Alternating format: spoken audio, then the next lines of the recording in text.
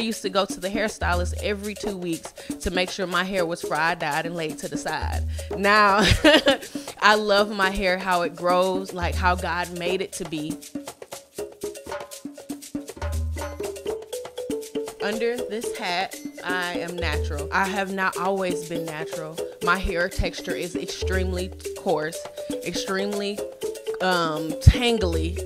So when I was around 8, my mom put a relaxer in my hair because she could not deal with my hair. My background is Dominican. Our culture is usually to have our hair straight. Like that's kind of like the signature that your hair is done if it's straight. So when I cut my hair and it was super short, it was kind of like a shell shock to everyone.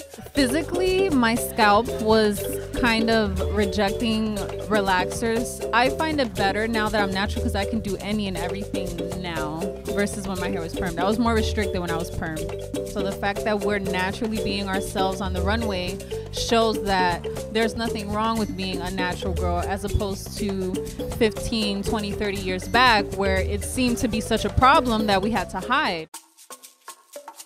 I had a relaxer since I was about 9. So I was relaxing my hair from age 9 to age 18. Most people were not supportive of me when I decided to go natural, but my mom was very supportive, and I think that with her support, that's really all I needed. I didn't cut it off all the way right away. I gradually cut it off with transitioning with box braids. Women and men tend to tie beauty to our hair. Sometimes we women, we want to try to embrace ourselves, who we naturally are, and we want to change it up sometimes.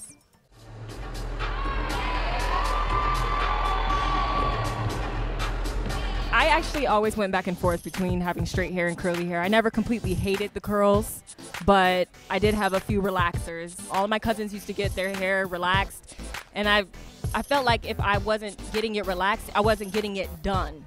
So I've had jobs where they've taken a fine-tooth comb to my hair and just started combing my texture out, and I look back and I could see like little pieces of my hair like all over him, the floor, and then they would curl over it. That's the stuff you worry about. I've always worn a lot of protective styles. Back then they were just sew-in, so my hair was just natural underneath because I got it braided all the time. So I really didn't have the big chop, but I would say about 6 years into actually wearing just my natural hair, I did cut it all off. So it was long and I went into a taper cut. As a stylist, I don't always feel like that we get the opportunity to do a full show with an array of textures. I have found the representation has changed on the runway. I don't believe it has caught up to real life yet, but you're starting to see more of a variety of models. What you would notice before is either all the models were really, really dark skin and short hair, or they were really, really light skin and long curly hair. So now we're seeing more of a representation of different hues and skin tones on the runway. What I think we're still missing is hair textures. Our hair matters. Our hair has texture and variety, and it's gorgeous to use on the runway. And we shouldn't shy away from that now in fashion. They caught on. They know we got the juice. They know. That's how we were born, with curly hair. That's our natural DNA. That's how our hair just grows.